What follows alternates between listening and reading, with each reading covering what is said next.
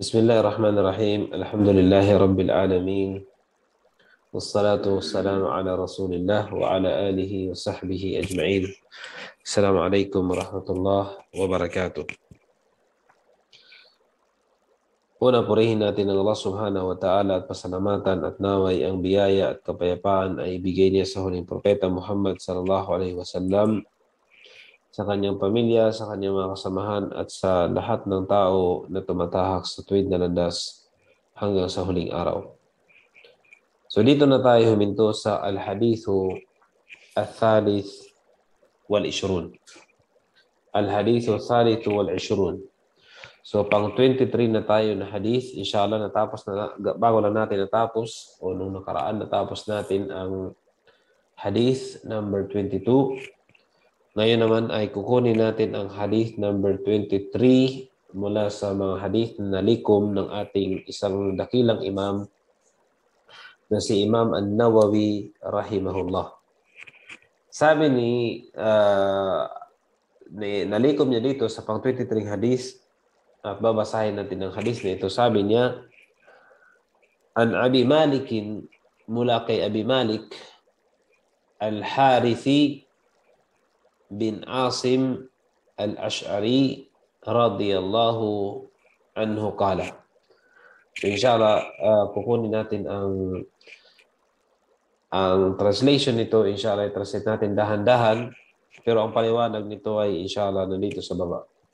Okay, sabi niya, An Abi Malik Al-Harith bin Asim. Mula kay Abi Malik. Sinabi natin yung Abi Malik ay ang ama ni Malik. Ibig sabihin, ang tunay niyang pangalan ay si Harith. Ang tunay niyang pangalan ay si Harith. Mayroon siyang anak na si Malik, kaya tinawag siyang Abi Malik or Abu Malik. Tatay ni Malik. Sino yung tatay ni Malik? Si Al-Harith. Ganun po magpangalan ang mga Arabo. So, An Abi Malik, mula sa tatay ni Malik, sino yun? Si Al-Harith. Na si Al-Harith ay anak ni Asim. Si Al-Harith ay anak ni Asim. Okay, ang tatay ni Al-Harith ay si Asim. Ang anak niya ay si Malik. Ang nag-ulat ng hadith, ang pangalan na totoo niya ay si Al-Harith. Al-Ash'ari, ito po ay pangalan na nilalagay nila sa tribo o sa pamilya, kapag malaking pamilya na sila, o sa lugar, maaring sa lugar, maaring din sa kanilang pinaka-pinuno o kaya pinaka-ninuno. So ito. So siya ay, sabihin na natin, ang Al-Ash'ari ay, sabihin na natin, ito ay ang kanilang tribo. Okay, siya ay sa lahi ng mga Al-Ash'ari. Okay? Radiyallahu anhu. Qala. So siya ay, si Abi Malik o si Harith bin Asim ay Al-Ash'ari. Siya po ay kasamahan ni Propeta Muhammad sallallahu alaihi wasallam. So siya ang nag-ulat ng hadith na ito. Siya ang nag-ulat ng hadith na ito dahil nakasama niya si Propeta Muhammad sallallahu alaihi wasallam at sinabi niya na sinabi ni Propeta Muhammad sallallahu alaihi wasallam, qala Rasulullah sallallahu alaihi wasallam, at-tuhuru syatrul imani. Ang ibig sabihin ng at-tuhur ay ang kalinisan, cleanliness. Ang kalinisan ay kalahati ng ating pananampalataya o paniniwala. Ibig sabihin, mga kapatid, sa pananampalatayang Islam, ang Muslim ay inutusan po na magiging malinis sa bawat panahon. Dahil ito po ay kalahati ng kanyang iman. Kalahati ng kanyang paniniwala. Kung siya ay Muslim, dapat tandaan niya na dapat siya laging malinis. Huwag po tayong matulad sa impression ng hindi mananampalataya na sabi nila na ang mga Muslim ay hindi malilinis. No. At huwag natin ipakita sa kanila na hindi talaga tayo malinis kung hindi i-apply natin ang katuruan ito. Dahil ito ay kasama sa katuruan na tayo po ay inutusan ng ating pananampalataya na maglinis. Kaya mayroon tayong wudu, mayroon tayong gusul, at marami pang iba. So ang kalinisan na ito ay sa lahat. At ito po ay ipapaliwanag natin inshallah subhanahu wa ta'ala mamaya. Walhamdulillahi tamla'ul mizan. Ano ibig sabihin ng walhamdulillah tamla'ul mizan? Ang pagsabi mo ng alhamdulillah, ano ibig sabihin ng alhamdulillah? Ang pagpapasalamat mo sa Allah. Kung meron ka natanggap sa nabiyaya sa Allah subhanahu wa ta'ala, alhamdulillah. Bakit? Itong alhamdulillah, sabi ni Propeta Muhammad sallallahu alaihi wasallam, tamla'ul mizan. Pupunuin niya ang timbangan mo. Ibig sabihin, mabigat na mabigat ang pagsabi ng alhamdulillah sa timbangan sa araw ng paghuhukom. Dahil ang ating mga gawain, mga kapatid, sa pananampalatayang Islam, tandaan natin, ito po ay titimbangin ng Allah sa araw ng paghuhukom. Ito po ay titimbangin ng Allah sa araw ng paghuhukom.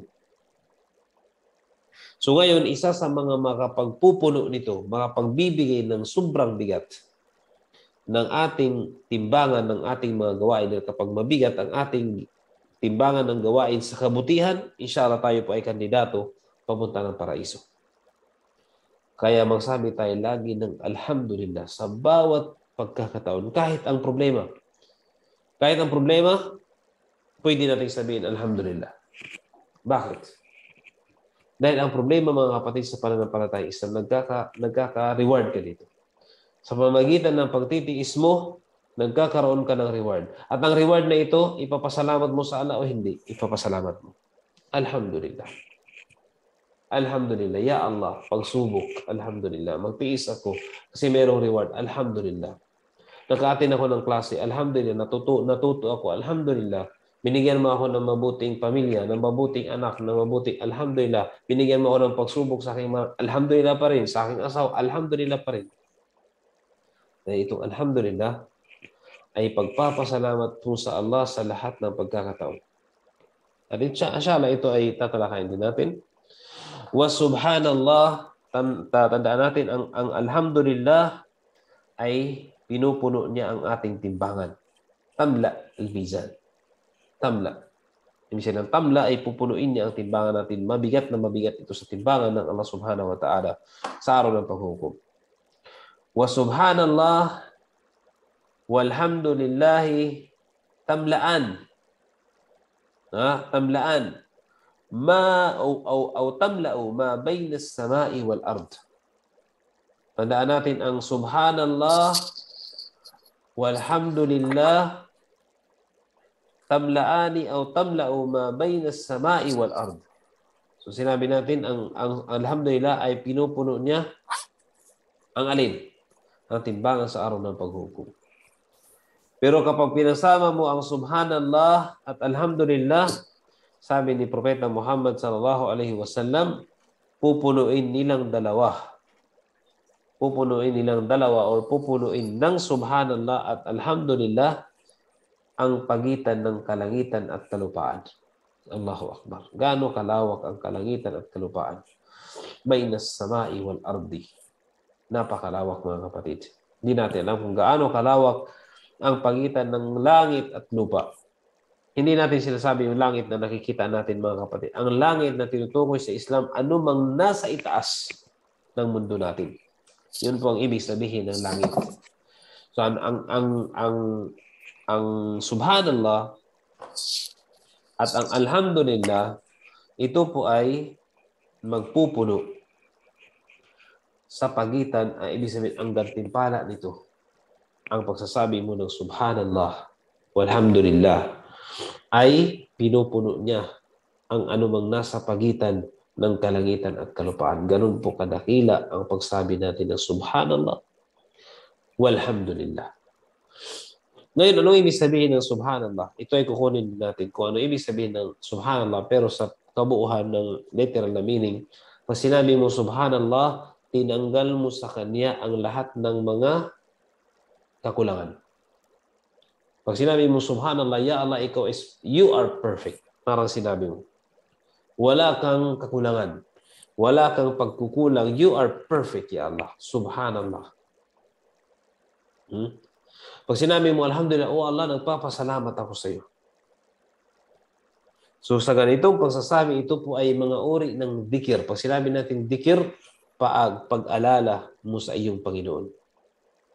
Pag-alala mo sa iyong Panginoon. At mayroon akong tanong, paano mo malaman kung gaano kadakila ang Diyos? Paano mo malaman kung gaano kadakila ang Allah, mga kapatid? Sino makasagot? Ha?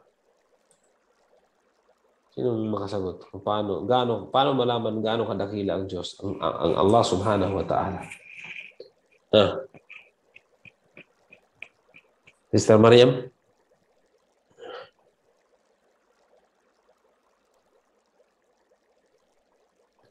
JJ, Luz, Rehana, May? Mariam?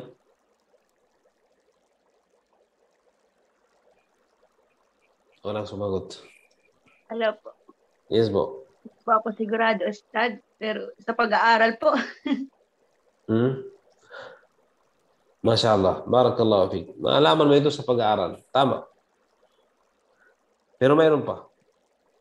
Malalaman mo kung gaano kadakilang Allah base sa kanyang creation. Kung makikita mo ang creation ng Allah, maalala mo kung gaano kadakila ang nag-create ng creation ito. Tama, mali. Di ba? Paano malaman kung gaano kagaling ang engineer, for example? Base sa kanyang ginawa. Di ba? Paano malaman kung gaano kagaling ang architect? Masyaallah, nandito si May. Base sa kanyang gawa. Paano mo malaman kung gaano kagaling ang teacher? Base sa kanyang turo. Ngayon, paano malaman kung gaano kadakila ang Allah? Base sa kanyang creation. Tingnan mo kung gaano kadakila ang araw, ang buwan, ang hangin, ang karagatan, ang universe, ang galaxies, solar system, oceans, tao. Gano'n ito kadakila? Ganun po kadakila ang Diyos. Wala pong kayang lumikha nito maliban na siya ay ang pinakadakila sa lahat. Yeah, He is perfect. Sabi natin, Subhanallah. Kaya sasabihin natin, Subhanallah. Subhanallah. Walhamdulillah. At tayo magpasalamat sa Allah. Dahil itong dalawang to, pupunuin niya ang sa pagitan ng kalangitan at kalupaan. Was-salatu nur. At ang sala is liwanag. Ang dasal, wag tayo mag-iwan ng dasal. Was-salatu nur. At ang sala ay nur. Ang sala ay liwanag. Sinabi natin nur, liwanag. Was-sadaqatu burhan. At ang pagbibigay natin ng sadaqah, ito po ay burhan. Ano ibig sabihin ng burhan? Ito po ay magiging kakampi natin. Magiging sasangga sa atin. Magiging wikaya natin. Pag sinabing wikaya, ito po ang mamamagitan sa iyo sa pagitan mo at parusa ng Allah subhanahu wa ta'ala. Ang sadaqah, huwag natin po maliitin ang sadaqah, mga kapatid.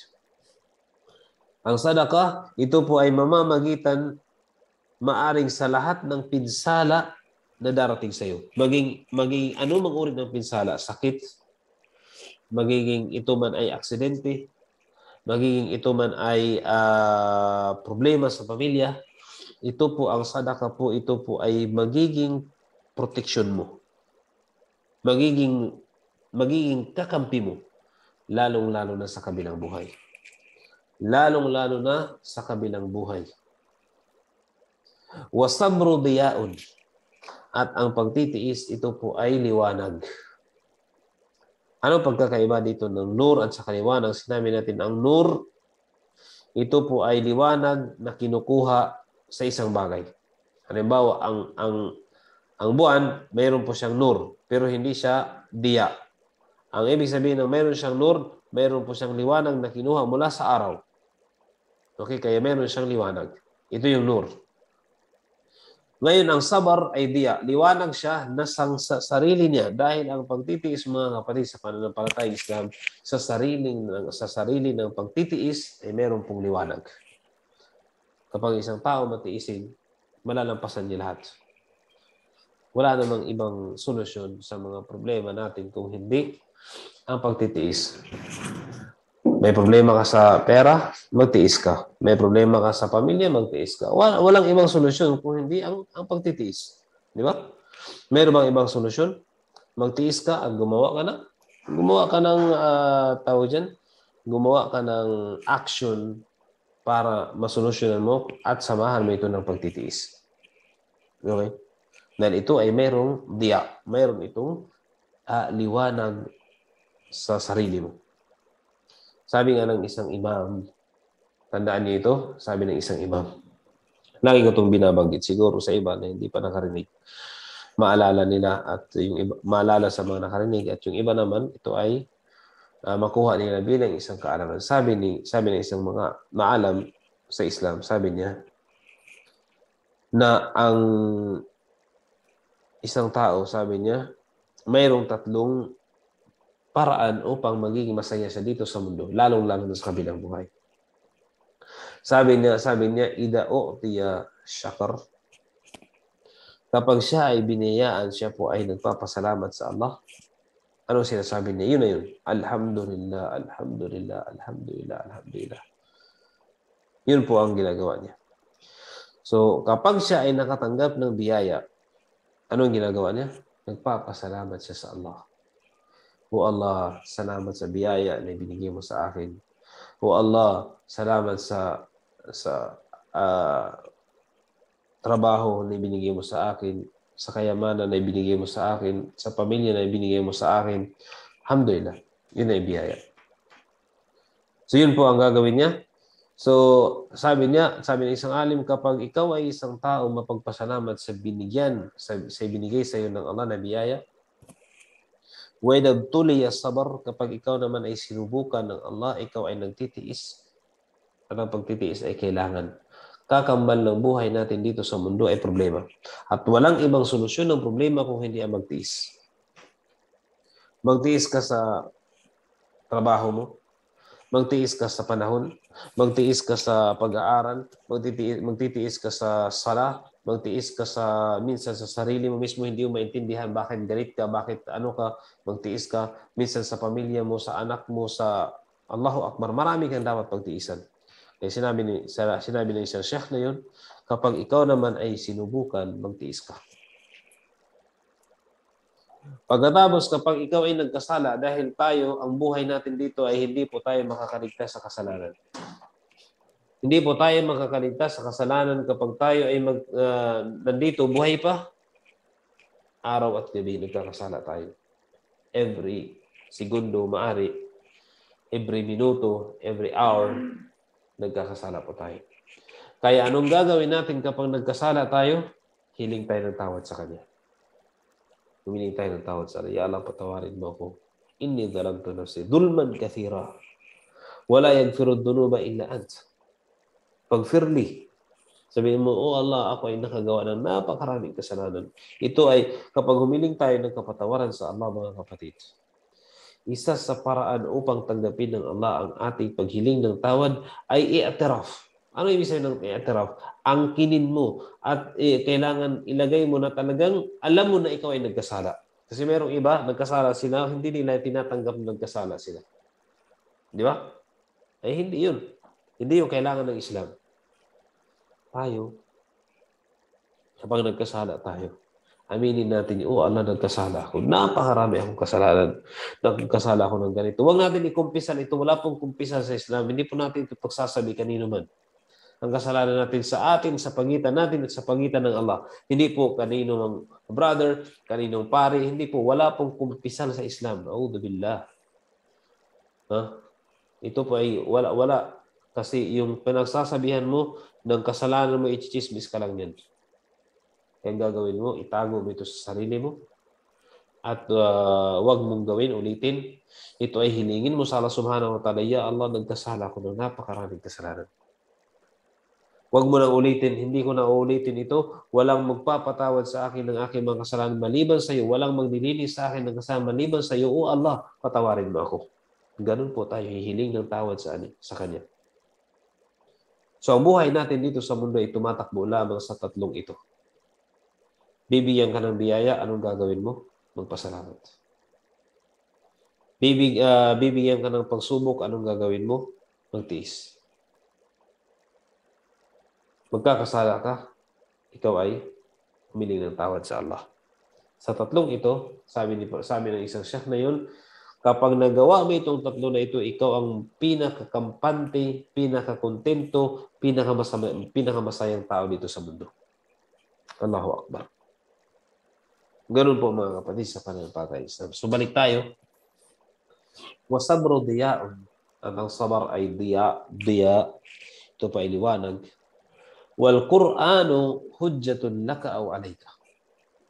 At ang Quran sabi ni Propeta Muhammad sallallahu alaihi wasallam, ito po ay maaring kakampi mo or kalaban mo. Ano ibig sabihin ng kakampi mo or kalaban mo? Parang hindi maganda. Ito ay maaring para sa iyo o maaring against sa iyo. Paano magiging against sa iyo at para sa iyo ang Quran? Ipapaliwanag din natin yan, pero bibigyan ko kayo ng kunting paalala. Kapag sinunod mo ang Quran na ito ay para sa iyo.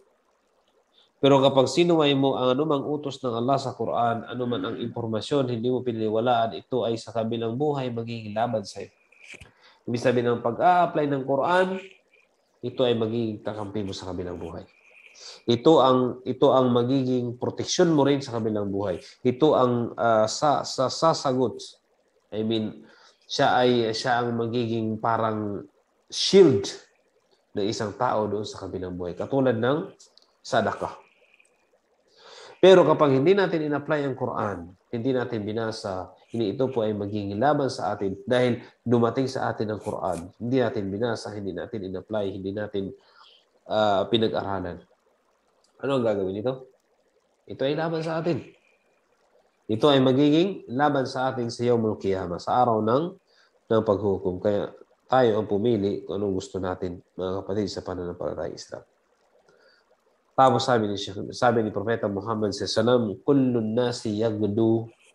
Lahat ng tao kapag umaga, karamihan sa mga tao kapag sila ay pamilyado o hindi pamilyado, kapag inobligan na sila maghanap buhay, sila po ay lalabas. Pag sinabi natin lahat ng tao yagdu, lumalabas sa umaga. Karamihan sa mga tao lumalabas sa umaga, maghahanap buhay. Sa panahon nila, kapag umaga, kapag after ng Fajar, sila po ay lalabas maghahanap buhay para sa kanilang pamilya. Para sa kanilang pamilya. Para pagdating ay meron silang dala para sa kanilang pamilya at hindi napabayaan ng kanilang pamilya. So ang mga taong ito, lalong-lalo na yung mga pamilyado, yung tatay o nanay, kapag umaga po, yun po ang depende siyempre, Ustad, paano naman yung gabi nagtatrabaho? Ito ay kasama na rin doon. So, ibig sabihin, ang tinutukoy dito, lahat ng tao, lumalabas siya para maghanap buhay. Sa paglabas niya, فَبَائِعٌ نَفْسُهُ فَمُؤْتِقُهَا أَوْ مُبِقُهَا. Sa kanyang paglabas, nakasalalay sa kanya ang dalawa. Maaring ang kanyang sarili, sabi niya, ibibinta niya ang kanyang sarili. Ano ibig sabihin ng ibibinta niya ang kanyang sarili? Hindi ibig sabihin ibinta mo yung sarili mo. Hindi. Ang katawan, ang sarili mo, kapag labas mo, hindi mo alam kung sa paglabas mo, nakakagawa ka ba ng kasalanan or nakakagawa ka ng kabutihan. Dalawa lang yan. Paglabas mo sa bahay mo, kapag ang pinuntahan mo ay kabutihan, ibig sabihin mu'tikuha, ibig sabihin naligtas mo yung sarili mo sa kapahamakan sa parusa ng Allah subhanahu wa ta'ala. Kasi lumabas ka, maaring ang matagpuan mo doon ay tukso. Maaring naman ang matagpuan mo ay kabutihan, biyaya ng Allah subhanahu wa ta'ala sa paglabas mo. O kay paglabas mo, may mga pagsubok at pinigilan mo, ikaw ay talagang nagpigil sa mga pagsubok na hindi ka makagawa ng kasalanan, ibig sabihin ang sarili mo ay niligtas mo. Mu'tik. Mu'tikuha aw mubikuha. Maaring ang sarili mo ay maaring sa paglabas mo, ba ay parang kasi ang tao kapag lumabas siya, parang ibininta, parang bininta niya ng kanyang sarili sa paghahanap buhay, sa paghahanap ng ano. So maaring ang matatagpuan niya sa paghahanap buhay niya. Minsan may mga tao, wala na ibang maisip na paraan upang kumita ng pera. Okay? Anong gagawin nila? Gagawa sila ng kasalanan. Magnakaw. Di ba? So dito ay mubik. Siya ay mubik. Ibig sabihin talagang nagkasala siya. So ang paglabas niya ay nagnakaw siya o kaya ano pa ang ginawa niya. Basta kasalanan sa mga minsan ang iba ay minsan sarili na nila, pangangatawan ng kanilang binibinta para lang kumita ng pera. A'udhu billah. Okay? Pero ang iba naman, marangal na trabaho, kahit maliit lang, kahit mababang trabaho, siya po ay, so ito po ang kalagayan ng isang tao. So ito po yung hadith, mga kapatid. Inshallah, ipapaliwanag natin itong hadith nito. Napakagandang hadith. Okay? Inshallah. Sino may tanong? Asyar.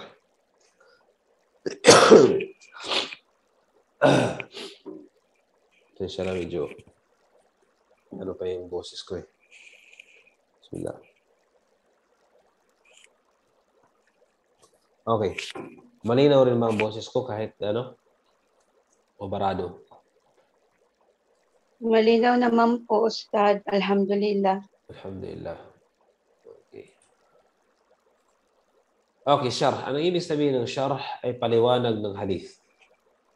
Paliwanag yung details. Paano natin ipaliwanag ito? Binigyan ko lang kayo ng translation at kunti paliwanag. Pero ipapaliwanag natin ito dahil sa mas may maalam sa atin magpaliwanag. Babasahin natin at maragdagan ang ating kaalaman dito. Sabi siya dito, Qawluhu.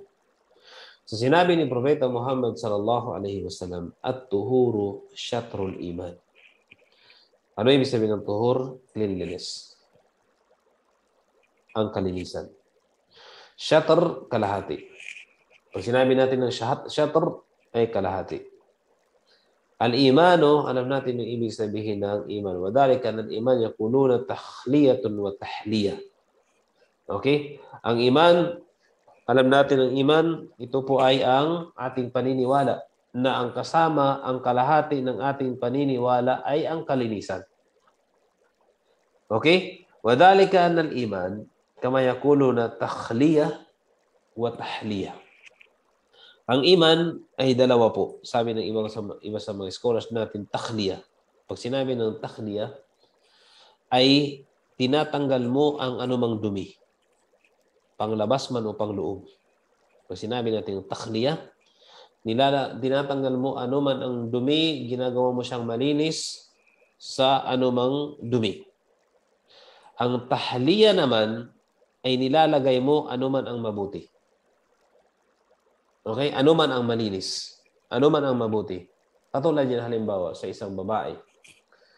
Pwede ba sa isang babae o sa lalaki, sa sinumang tao, lalaki o babae, pwede ba na hindi pa siya naligo, marumi siya kung halimbawa galing sa labas naglaro at marami siyang pawis, pwede ba yun na magbihis siya, pag uwi niya sa bahay, magbihis siya ng bagong damit, mashallah, at magpabango siya, na hindi pa siya nakaligo, hindi pa siya nakapaglinis, so marumi pa, maring maalikabok pa yung kanyang katawan, maring punong-puno pa ng yung kanyang katawan, pawis, pero ang ginawa niya, nagbihis siya, nagdamit siya ng bagong damit, okay? Bagong laba, damit, at nagpabango siya. Pwede ba yun? Hindi.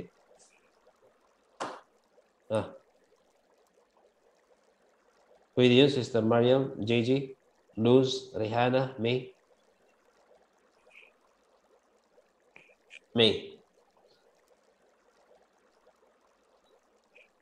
Hindi makapagsalita si May dahil nasa work siguro siya. Okay, sinong pwede magsalita? Pwede mo gagawin? Hindi po, di ba? Hindi po. Hindi, bakit? Marumi ka pa eh. So, ang gagawin mo, itakhliya mo muna. Ibig sabihin, maligo ka muna. Tanggalin mo muna yung damit. Okay? Tanggalin mo muna yung damit. Dumi, pawis, maligo ka. Yun po ang takhliya. Tanggalin mo yung dumi. Tapos, saka ka magbihis at magpabango. Yun po ang tunay na kalinisan. Okay? Ngayon naman, pwede ba ito? Ito naman, iba. Ibang sitwasyon naman ito. Okay. Galing ka sa laro. Galing ka sa laro at naligo ka.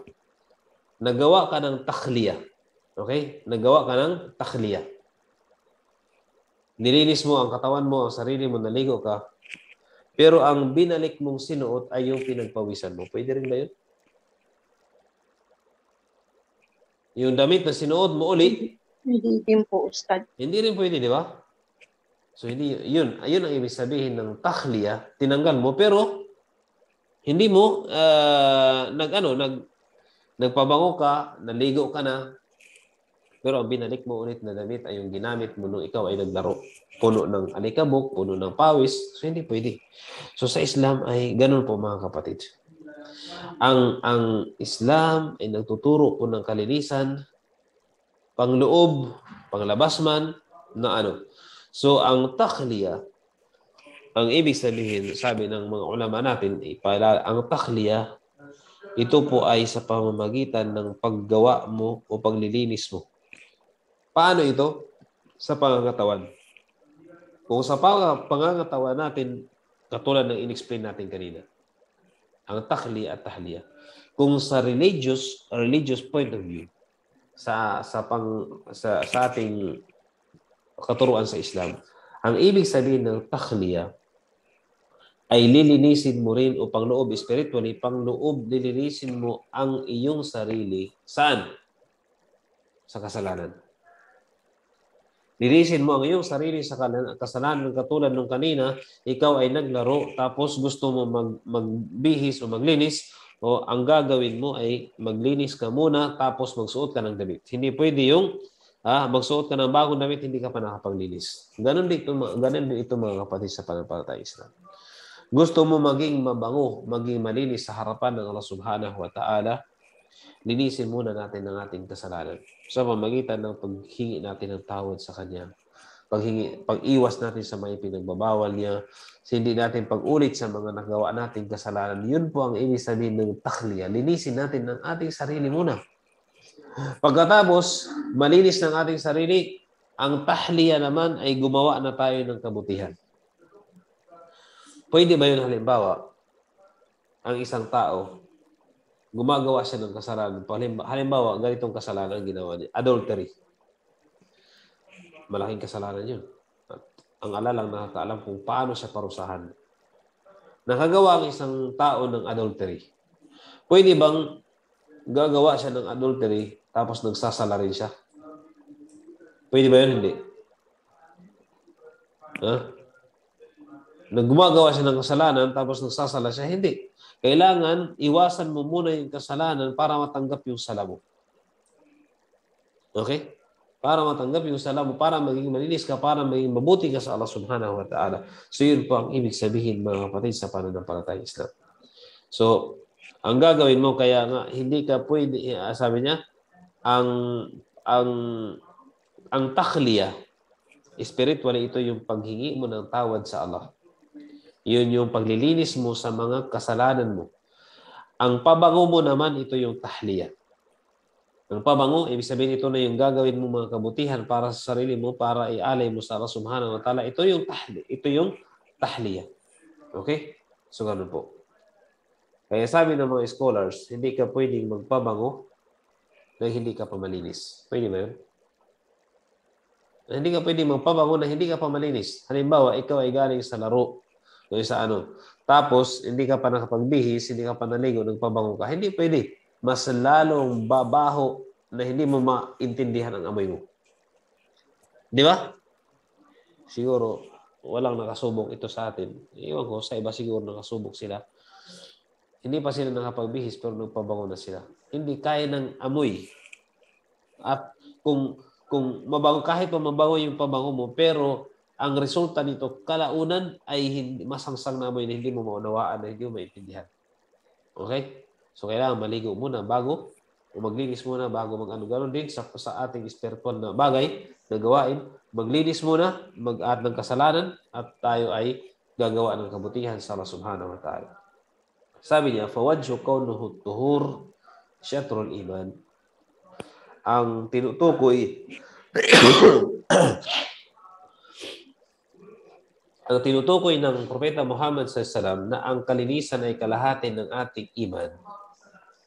Dahil ang iman ang iman mga kapatid, ang paniniwala ay nahati sa dalawa. Nahati saan? Sa gawa at nahati sa pag-iwas. Nahati sa pag-iwas at nahati sa paggawa. Okay. Bakit kalahati ang iman, ang kalinisan? Bakit kalahati ng ating iman? Dahil ang pag-iwas, ito yung paglilinis. Okay? Ang pag-iwas natin sa gawain, paglilinis, di ba? Halimbawa, yung paglinis mo sa pagtanggal mo sa dumi mo, ito yung kalahati, tapos yung pagbihis mo ay kalahati din. So sabi ng mga ulama, ang pag-iwas sa kasalanan ay paglilinis. Yung pag-iwas, ito po ay at-tatahur. Pag-iwas, ibig sabihin na totoo ang sinabi ni Propeta Muhammad SAW na ang kalinisan ay kalahati. Dahil ang pag-iwas ng kasalanan natin ay kalahati. Dahil dalawa lang yan mga kapatid. Maaring gawin mo o iwasan mo. Kapag kasalanan, iwasan mo. Kapag kabutihan, gawin mo. Nakuha natin? Nakuha natin? Hindi. Inshallah nakuha. Okay?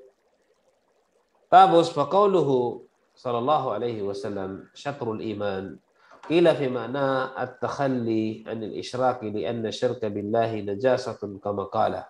Ilan sa mga ulama sabi natin na ang iman ay syatrul ang tahur syatrul iman. Ano ibig sabihin ng syatrul iman? Kalahati ng iman. Ito po ay ang sabi nila na ang ibig sabihin nito ay ang pag-alis mo o ang pagtanggal mo sa shirk, sa pagtatambal, sa pagsamba sa Allah subhanahu wa ta'ala. Dahil ang shirk ay ang pinakamaruming kasalanan na mga gawa mo sa Allah subhanahu wa ta'ala.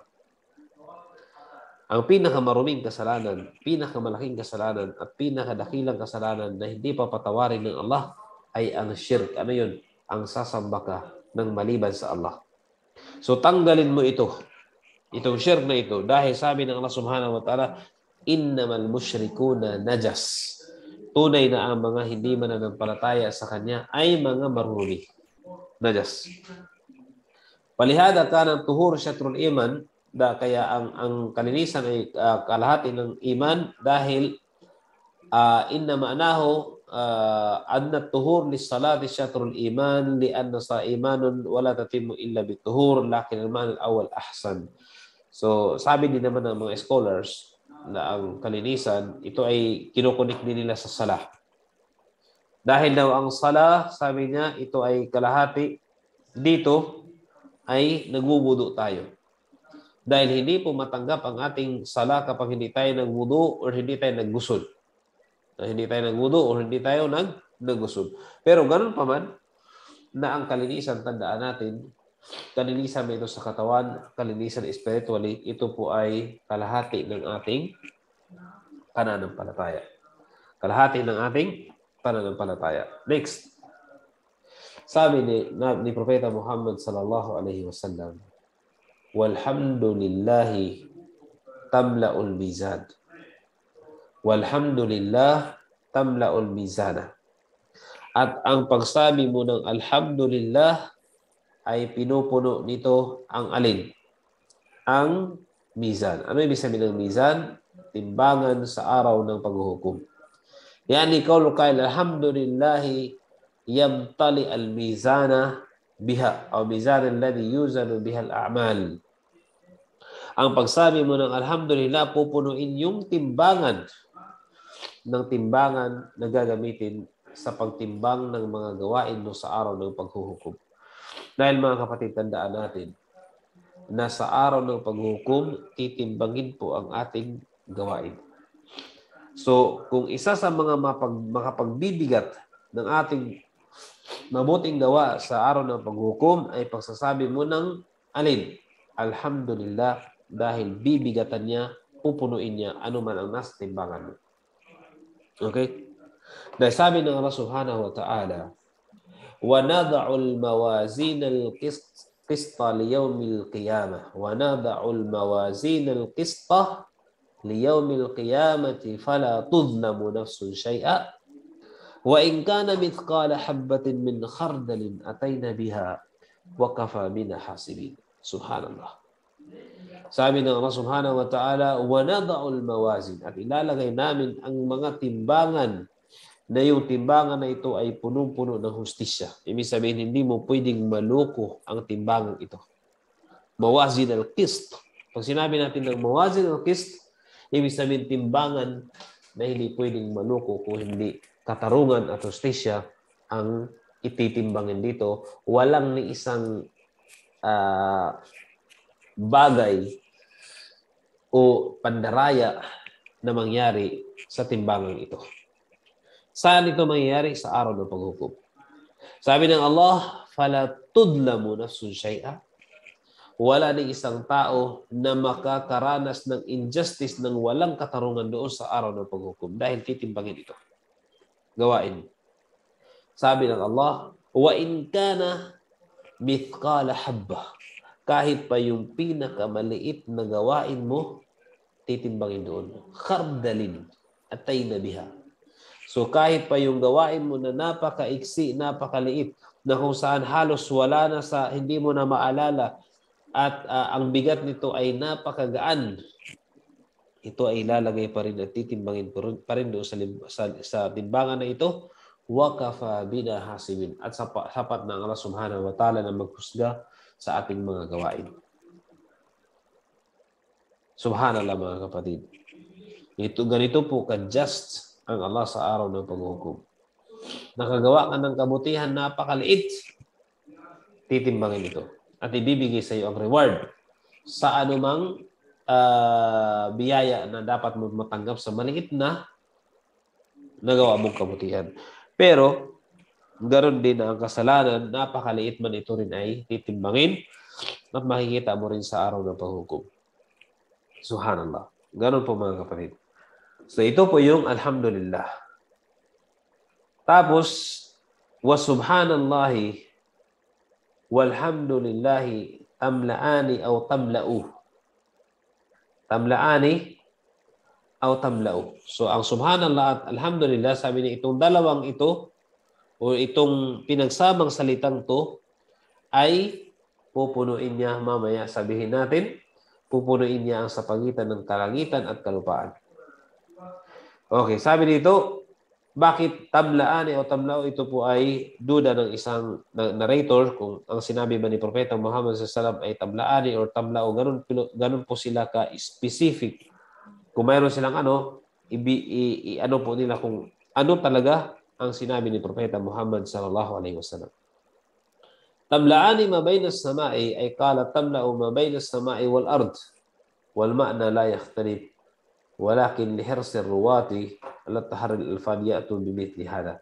So ito po ang so maaring ang nag-narrate ng hadith, so hindi niya meron siyang tawag dyan, duda kung ano ba talaga dito ang salita ni Prophet sallam, tamlaani o tamlao. Kaya sinabi niya itong dalawa para hindi siya makakalabas doon sa sinabi. So it's either dito lang sa dalawang to ang sinabi ni Propeta Muhammad sallallahu alaihi wasallam. Pero ganun po ang kahulugan ay hindi po magkakaiba. So dahil kapag sinabi mong tamlaani, dalawa. Si dual form ito. Itong subhanallah at saka alhamdulillah. Kung sinabi mong tamlao, itong dalawang phrase na ito na pinagsamang isa. Okay, wala pong problema ito. Tapos sabi dito, subhanallah walhamdulillah, fihi nafyun wa ithbatun. Fihi nafyun wa ithbatun. So, inshallah, ito po ang tatalakay natin. Anong ibig sabihin ng subhanallah at walhamdulillah? Kukunin po natin ito sa next Friday. Inshallah subhanahu wa ta'ala. Kukunin po natin ito kasi malayo pa ang ibig sabihin, mahaba ang kanyang paliwanag. So, para di tayo mabitin next, ay ito, ngayon, ay ito po ay kukunin lamang natin next na wala na rin oras, inshallah. So, kukunin natin ito, inshallah, next week. So, sino may tanong sa inyo? Sino may tanong?